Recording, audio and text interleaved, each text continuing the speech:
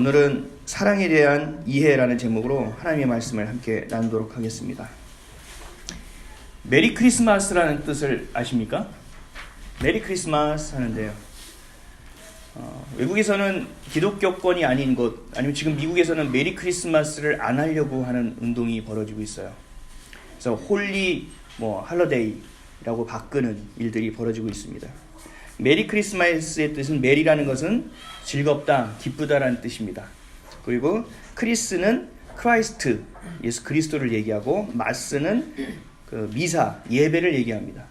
그러니까 메리 크리스마스라는 것은 우리가 기쁨으로, 즐거움으로 예수님을 기뻐합니다, 예배합니다, 찬양합니다라는 뜻입니다.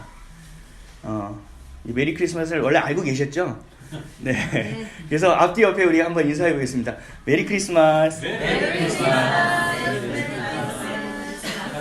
우리나라 말로 메리 크리스마스 하면 약간 버릇없어 보이잖아요. 메리 크리스마스입니다, 이렇게 해야 될 것 같은데, 메리 크리스마스라는 뜻은 이렇게 주님을 높여드리는 의미를 가지고 있습니다. 오늘이 예수님이 이 땅에 오신 날입니다. 알고 계시죠? 네, 아멘. 할렐루야. 아멘. 예수님이 이 땅에 오신 날입니다. 아멘. 우리를 위해서 이 땅에 오셔서 십자가에 죽으실 것을 알면서 이 땅에 오셨는데도 불구하고 아멘 하시는 분이 몇 명 없으십니다. 우리 안에 감격도 별로 없고 감동도 별로 없습니다. 실제로 성탄절 그러면 여러분들 막 기쁘십니까? 아니면 아이들은 선물 받을 것 때문에 기뻐하지만 우리들은 선물을 사줘야 될 것 때문에 좀 시무룩하십니까? 예수님이 이 땅에 오셨는데, 우리 때문에 오셨는데, 우리를 위해서 오셨는데, 정작 주인공인 우리는 별로 기뻐함이 별로 없어요. 감동함도 별로 없고요. 감격은 더더구나 없습니다. 이런 우리들을 위해서 예수님이 왜 이 땅에 오셨을까요? 그렇게 별로 기뻐하지도 않는데 굳이 그렇게 이 땅에 인간으로 오셨어야 했을까? 라는 생각을 해봤습니다. 예를 하나 들어볼게요. 제가 아끼는 의자가 하나 있습니다. 근데 그 의자가 오래돼서 낡았어요. 그래서 이 의자는 편안함보다는 그냥 안락한 마음만을 내게 전해주는 의자가 되어버렸습니다. 고쳐 쓰고 또 고쳐 썼는데 어느 날 다리가 부러져 버렸어요. 그래서 어이쿠 하면서 머리를 다칠 뻔한 거죠. 평생 나와 함께했던 의자가 나를 죽일 뻔한 겁니다. 그래서 이 의자를 어떻게 할까 하다가 다시 고쳤습니다. 그래도 사용하기가 이제는 불편하고 이제는 불안한 마음도 듭니다. 여러분이라면 이 의자를 어떻게 하시겠습니까? 버립니다. 네, 버립니다. 요즘 버리는 것도 쉽지 않죠. 3,000원 이렇게 붙여야 되죠. 여러분들은 이 의자를 어떻게 하시겠습니까? 네? 네, 모셔놓습니다. 한 100평 되면 모셔놓겠습니다. 이 의자는 고쳐 쓰기도 어려워요. 그렇다고 어디에 두기도 쉽지 않습니다.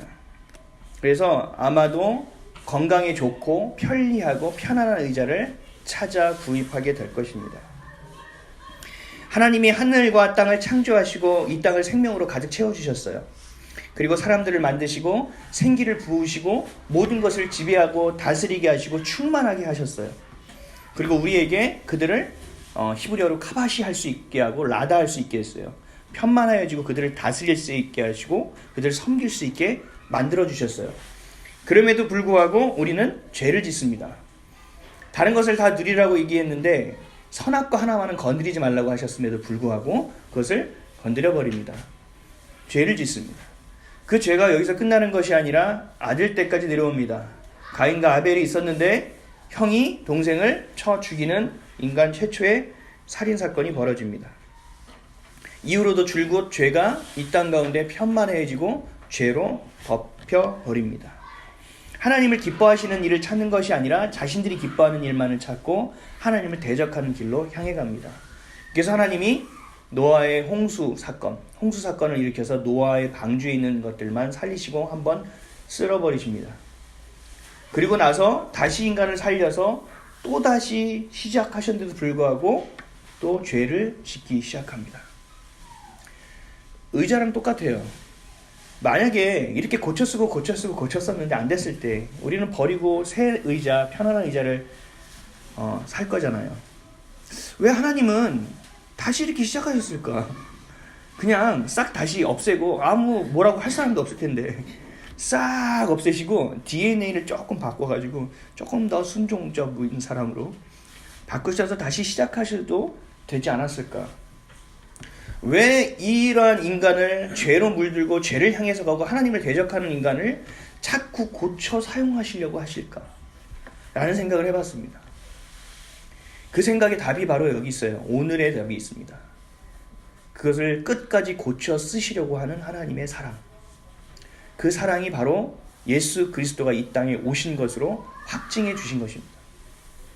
우리를 그냥 대충 만들어서 돌리는 서로 간의 존재가 아니라 단 한 명의 죄악된 인간이라 하더라도 우리를 끝까지 사랑하신 하나님의 깊으신 사랑을 우리가 알지 못한다면 예수 그리스도가 이 땅에 오신 이유도 우리는 알 수 없게 될 것입니다. 하나님은 다시 시작하지 않으시고 구원의 계획을 만드셔 나갑니다. 그래서 예수님을 예비하시고 한 민족을 만들어 가시고 그래서 나중에 이 땅 가운데 오셔서 십자가를 질 것까지 계획하십니다. 히브리서 10장 10절에 이 뜻을 따라 예수 그리스도의 몸을 단번에 들이심으로 말미암아 우리가 거룩함을 얻었노라. 이것이 예수님이 이 땅에 오신 유일한 이유입니다. 우리를 구원하러 오셨다는 거죠. 우리를 사랑해 주러 오셨다는 거죠. 그런데 우리는 그 사랑하시는 그 마음을 헤아릴 수가 없어요. 그리고 그 사랑을 아직도 충만하게 경험하고 있지도 못합니다. 아마 하나님이 우리를 향한 하나님의 사랑을 여러분이 아신다면 아마 사랑에 중독될 거예요. 사랑을 의지하는 것이 아니라 완전히 의존하고 살아가 버릴 거예요. 여러분 재밌는 드라마 보신 경험 있으세요? 드라마 보다가요 화장실 언제 가야 될 타이밍을 잘 못 잡아요. 아 여기서 반전이 일어날 것 같은데, 아 여기서 더 이상 가면 안 될 것 같은데, 아 이거 멈췄으면 좋겠는데, 근데 라이브예요. 어떡하지 하다가 더 이상은 견디지 못해 화장실 갔다 왔는데 하필 그때 그 중요한 장면이 지나가 버리는 그 잠깐의 시간이 너무나 아깝잖아요. 그렇죠? 그렇지 않으십니까? 아니면 잠을 때 꿈을 꿔요. 너무나 행복하고 너무나 아름다운 꿈을 꿨어요. 더 이상 깨고 싶지 않은 그 꿈을 꿨는데 누군가 저를 깨웠어요. 짜증나게 깨워서 깨고 나서도 그 꿈이 너무나 그리운 거죠. 그때의 시간이 너무나 아쉬운 거죠. 그 꿈이 너무나 가득해지는 거죠, 내 안에. 그래서 그것처럼 하나님의 사랑이라는 것은요, 그 작은 것도 놓치기 싫어하는 마음이 우리 가운데 생기게 돼요. 그 사랑을 경험하게 된다라. 여러분 연애할 때도 기억하시죠? 저는 문자를 너무 많이 보내가지고요, 정말 빨랐어요. 그래서 제 주변에 있는 많은 사람들이 넌 도대체 문자를 어디다 보내냐는 거죠. 얘기하면서도 계속 얼굴 보면서 문자를 보낼 정도의 수준이었어요. 손가락이 너무 빨랐죠. 그래서 여기만 맨날 아팠어요. 누구에게 보냈느냐? 안 계시네요. 알아야 되는데. 저희 사모한테 보냈던 겁니다. 연애할 때 저희 사모에게 계속. 왜냐면 궁금한 거예요. 지금 뭐 할까? 지금 밥은 먹었나? 어제 속이 아프다고 그랬는데 오늘은 점심을 잘 챙겨 먹었나? 계속적으로 궁금한 거예요. 그리고 그 사람이 저를 인식해 주기를 바라는 거예요. 사랑을 우리가 정확하고 온전하게 알게 된다면, 그 사랑을 느끼고 경험하게 된다면 우리가 그 사랑을 놓치고 싶지 않아진다라는 것입니다. 그 사랑 안에만 머물려고 한다라는 거예요. 그 사랑을 경험한 시편 기자가 이렇게 하나님께 사랑을 고백합니다. 좀 길지만 한번 들어보세요. 시편 103편 8절에서 22절까지 말씀입니다. 여호와는 긍휼이 많으시고 은혜로우시며 노하기를 더디하시고 인자하심이 풍부하시도다. 자주 경책하지 아니하시며 노를 영원히 품지 아니하시리로다. 우리의 죄를 따라 우리를 처벌하지는 아니하시며 우리의 죄악을 따라 우리에게 그대로 갚지도 아니하셨으니 이는 하늘이 땅에서 높음같이 그를 경외하는 자에게 그의 인자하심이 크심이로다. 동이 서에서 먼 것 같이 우리의 죄과를 우리에게서 멀리 옮기셨으며 아버지가 자식을 긍휼히 여긴 같이 여호와께서는 자기를 경외하는 자를 긍휼히 여기시나니 이는 그가 우리의 체질을 아시며 우리가 단지 먼지뿐임을 기억하심이로다. 인생은 그날이 풀과 같으며 그 영화가 들의 꽃과 같도다. 그것은 바람이 지나가면 없어지나니 그 있던 자리도 다시 알지 못하거니와 여호와의 인자하심은 자기를 경외하는 자에게 영원부터 영원까지 이르며 그의 의는 자손의 자손에게 이르리니 곧 그의 언약을 지키고 그의 법도를 기억하여 행하는 자에게로다. 여호와께서 그 보좌를 하늘에 세우시고 그의 왕권으로 만유를 다스리시는도다. 능력이 있어 여호와의 말씀을 행하며 그의 말씀의 소리를 듣는 여호와의 천사들이여 여호와를 송축하라. 그에게 수종들며 그의 뜻을 행하는 모든 천군이여 여호와를 송축하라.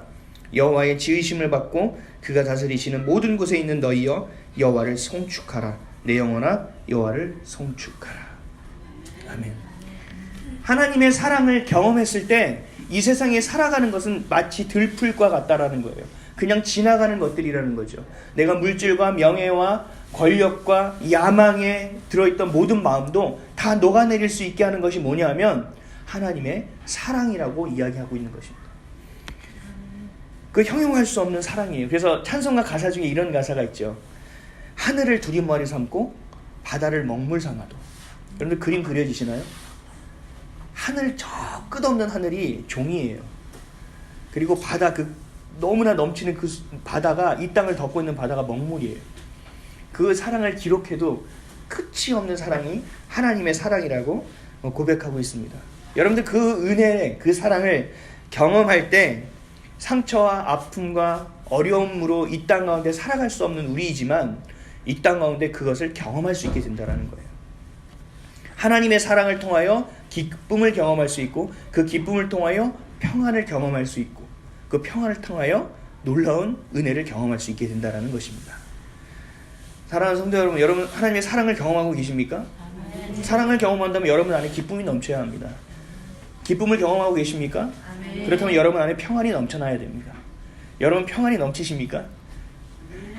아니십니까? 평안까지 여기까지 가셨나 봐요. 그래도 평안이 넘치시면 여러분들 하나님의 은혜를 경험하게 돼서 그 사랑을 떠나지 않는 삶이 되어진다는 것입니다. 그 사랑 한번 경험해 보지 않으시겠습니까? 경험해 보고 싶지 않으십니까? 그래서 저는 날마다 주님 앞에 나아갑니다. 하나님 사랑해 주세요. 사랑으로 나를 좀 적셔 주세요. 오늘도 그 사랑으로 살아갈 수 있게 해주세요라고 기도하게 되는 겁니다. 아직 잘 와닿지 않으시죠? 그 사랑이. 제가 여러분들에게 오늘 로또를 선물합니다. 어머 진짜? 아닙니다. 그냥 예입니다. 제가 여러분들에게 로또를 선물했다고 한번 생각해 보세요. 근데 그 로또 중에 1등이 한 명 있대요. 근데 1등에 이번에 당첨금이 20억이 넘는 겁니다. 할렐루야. 이게 진짜 구원의 소식이죠. 이게 복된 소식이죠. 그렇게 제가 여러분들에게 말을 했다면 여러분들은 마음이 두근거리기 시작할 거예요. 그리고 번호를 볼 거예요. 아니면 먼저 보면 재수 없으니까 품어놓고 있다가 아 내가 1등일 것 같아. 그러면서 혼자 착각 속에 빠져들어갑니다. 마음에 두근두근거리면서 아 1등 되면 어떡하지? 사람들에게 다 알려야 되나? 나눠야 되잖아. 부터 시작해서 세금이 몇 프로라고 그랬지? 라고 생각하게 될 거예요. 그리고 1등이 되기를 간절히 원하게 될 것입니다. 여러분들이 1등이 됐다고 한번 생각해 보세요. 내가 여러분들 스스로가 1등이 됐다고 한번 생각해 보세요. 그래서 20억을 받게 되었습니다. 20억 좀 적습니까?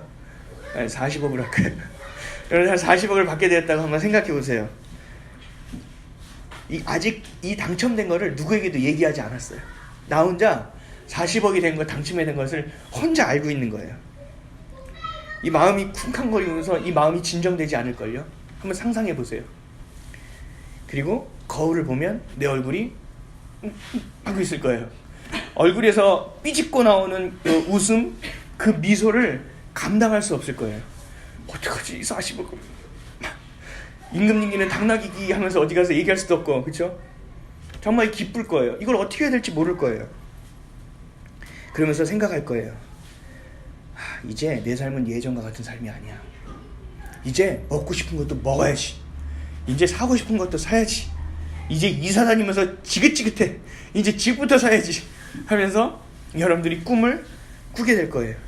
그래서 그 기쁨 가운데 여러분들의 마음은 든든해지기 시작합니다. 마음이 놓이기 시작하는 거예요. 내일 당장 일어나 출근하지 않아도 된다니. 내일 당장 통장에 얼마 있는지를 봐서 채워놓지 않아도 된다니 라는 마음으로 여러분들의 마음은 들떠지게 될 거예요.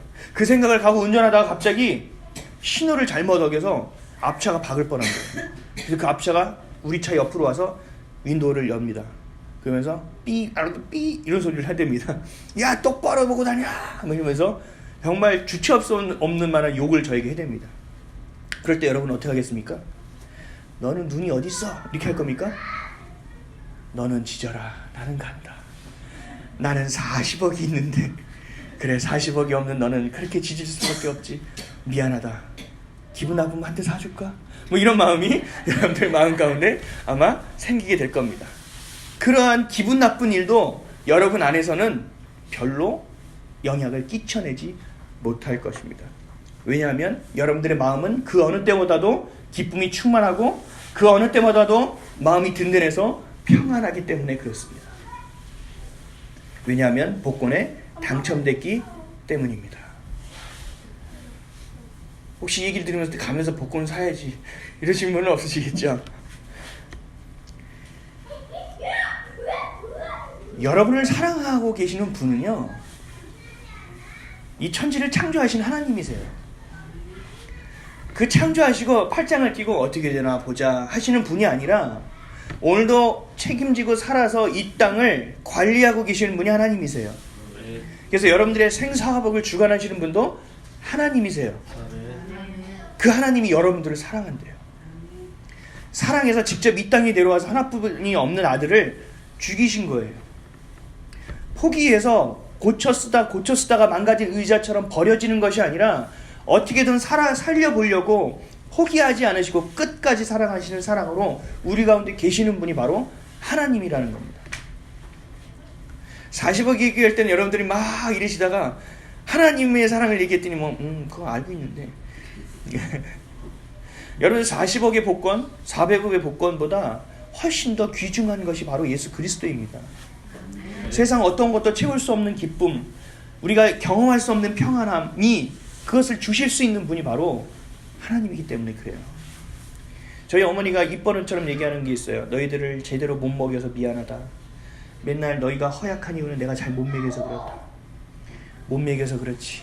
그리고 이렇게 뭐 집에로 대줬어야 되는데 이렇게 바닥부터 시작하니 얼마나 힘드니? 라고 얘기해요. 뭐 다 맞는 말씀인 것 같긴 해요. 근데 중요한 거는 제가 말씀드려요. 어머니, 그게 중요한 게 아니에요. 어머니 저에게 신앙을 전해주셨잖아요. 예수 그리스도를 저에게 신앙의 유산으로 주셨잖아요. 그래서 수백억을 저에게 주신 것보다도 저에겐 가치 있는 것을 주셨어요. 그래서 어머니는 그런 마음을 가지지 않으셔도 돼요.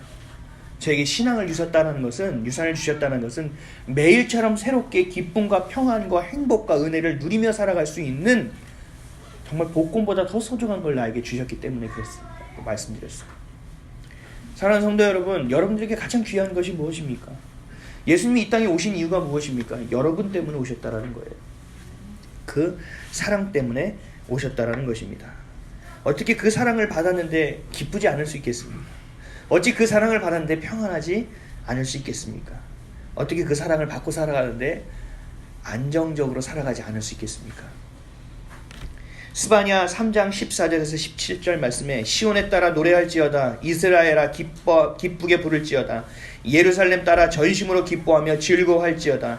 여호와가 내 형벌을 제거하였고 내 원수를 쫓아냈으며 이스라엘 왕 여호와가 내 가운데 계시니 내가 다시는 화를 당할까 두려워하지 아니할 것이라. 그날의 사람이 예루살렘 이르기를 두려워하지 말라. 시온아 내 손을 늘어뜨리지 말라. 너희 하나님 여호와가 너희 가운데 계시니 그는 구원을 베푸실 전능자시라. 그가 너로 말미암아 기쁨을 이기지 못하시며 너를 잠잠히 사랑하시며 너로 말미암아 즐거이 부르며 기뻐하시리라 하리라. 아멘. 여러분들이 너무 예쁘고 여러분들 보는데 너무 기뻐서 어쩔 줄을 모르시겠다고 하시는 거예요, 하나님이. 그렇다면 여러분들의 기도를 들어주실까요, 안 들어주실까요? 여러분들의 기도에 귀 기울이고 기다리고 계신다는 겁니다. 우리를 향해 그토록 절절한 사랑을 고백하고 계시는 것이 바로 우리를 만드신 하나님이시라는 것입니다. 그래서 이 땅에 오늘 내려오셨다라는 것입니다. 예수님은 대접받으려고 오신 게 아니에요. 예수님은 우리에게 군림하기 위해서 오신 것도 아니에요. 단지 사랑 때문에 오신 거예요. 우리를 사랑하기 위해서 오셨다라는 겁니다. 그래서 오실 때 분명하게 말씀하십니다. 마가복음 10장 45절에 인자가 온 것은 섬김을 받으려 함이 아니라 도리어 섬기려 하고 자기 목숨을 많은 사람에게 대속물로 주려 함이니라. 아멘. 그 사랑이에요. 그 사랑 때문에 오셨다라는 거예요. 그래서 너희들을 내가 직접 섬겨주겠다고 말씀하시는 겁니다. 아멘. 죽음을 다해 우리를 사랑하기 위해 이 땅에 오셨다라는 것입니다. 우리가 죄인일 때 사랑하셨습니다. 그리고 죽기까지 사랑해 주셨습니다. 그리고 죽음까지 이기신 것이 바로 우리를 향한 그 사랑임을 여러분들이 반드시 기억하셔야 됩니다. 그 사랑을 먹고 살아가야만이 우리가 이 땅에서 살아갈 수 있다는 것입니다. 오늘 보면 21절 말씀 다 같이 한번 읽겠습니다. 21절이요. 시작. 아들을 낳으리니 이름을 예수라 하라. 그가 자기 백성을 그들의 죄에서 구원할 자이심이라 하니라. 아멘. 우리를 향한 사랑의 가치를 지불하기 위해서 오신 그 이름이 바로 예수 그리스도라고 우리에게 분명하게 말씀하고 있습니다. 아멘. 사도신경을 매일마다 하시죠? 우리 예배 시작할 때도 사도신경을 여러분들 고백하셨죠? 그 사도신경에 가장 핵심적인 신앙의 내용이 집대성되어 있습니다. 사도신경만 믿어져도 우리가 예수를 그리스도로 믿는 것이 분명해집니다.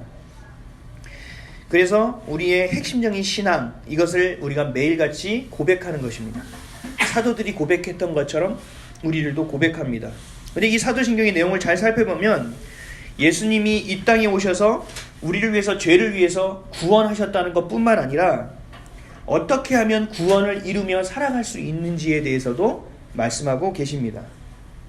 한번 제가 볼게요.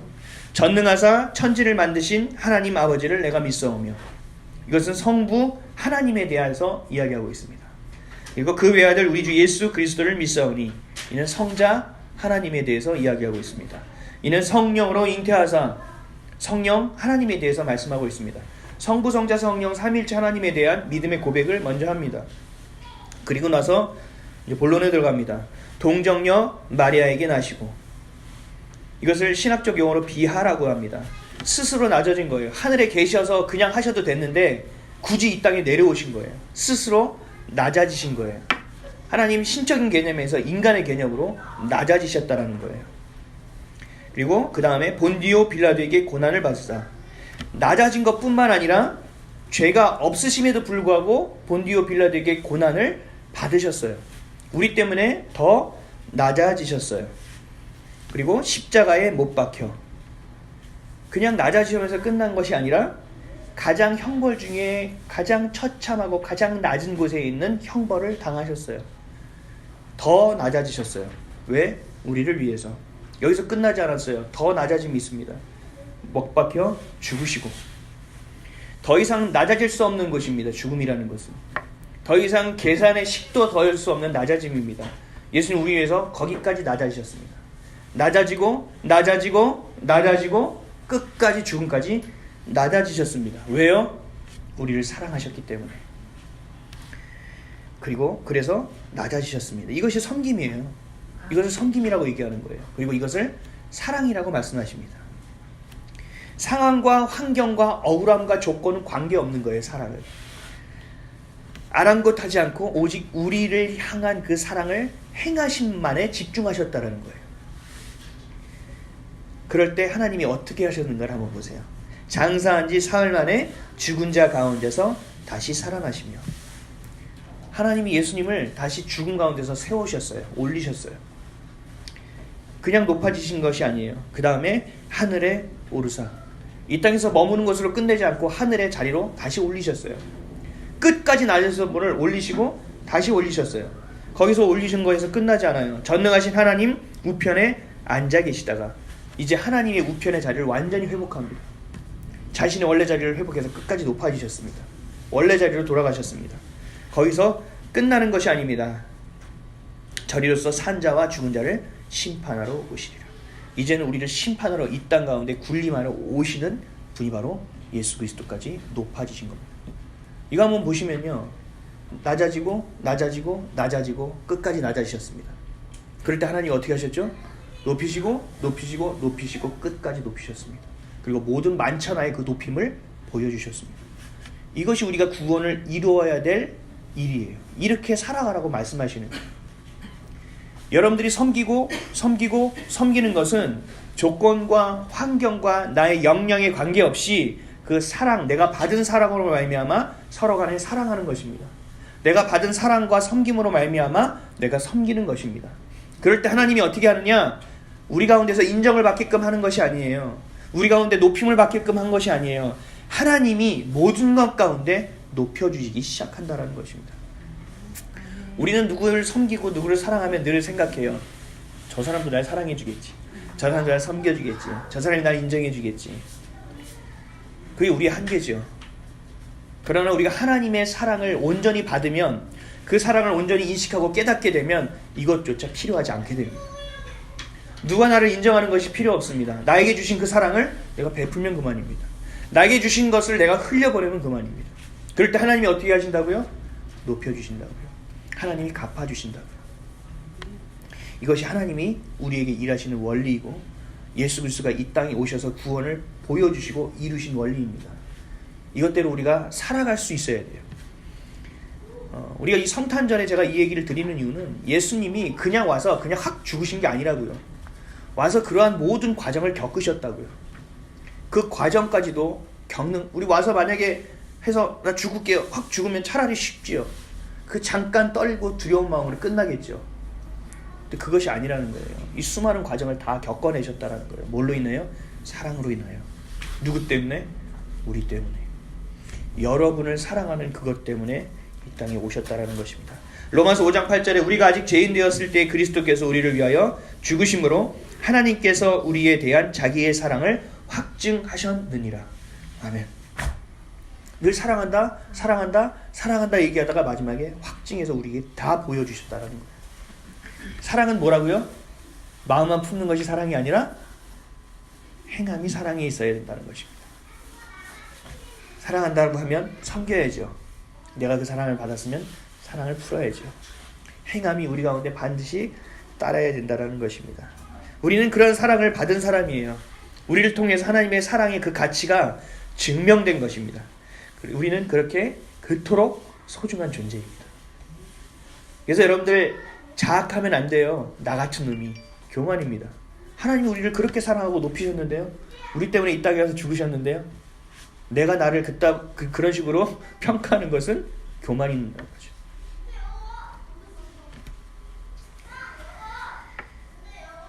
그 사랑의 가치를 잊지 말아야 합니다. 우리에게 주신 그 놀라운 사랑의 가치, 그리고 그 사랑에 늘 적셔짐 가운데 우리는 살아내야 됩니다. 그 사랑 안에 늘 거하는 삶을 살아가야 됩니다. 그리고 그 사랑 외에 어떤 것도 우리에게 범접하지 못하도록 여러분들이 관리하며 살아가야 된다는 것입니다. 요한일서 4장 7절에서 11절, 사랑하는 자들아 우리가 서로 사랑하자. 사랑은 하나님께 속한 것이니 사랑하는 자마다 하나님으로부터 나서 하나님을 알고 사랑하지 아니하는 자는 하나님을 알지 못하나니 이는 하나님은 사랑이심이라. 하나님의 사랑이 우리에게 이렇게 나타난 바 되었으니 하나님이 자기의 독생자를 세상에 보내심은 그로 말미암아 우리를 살리려 하심이라.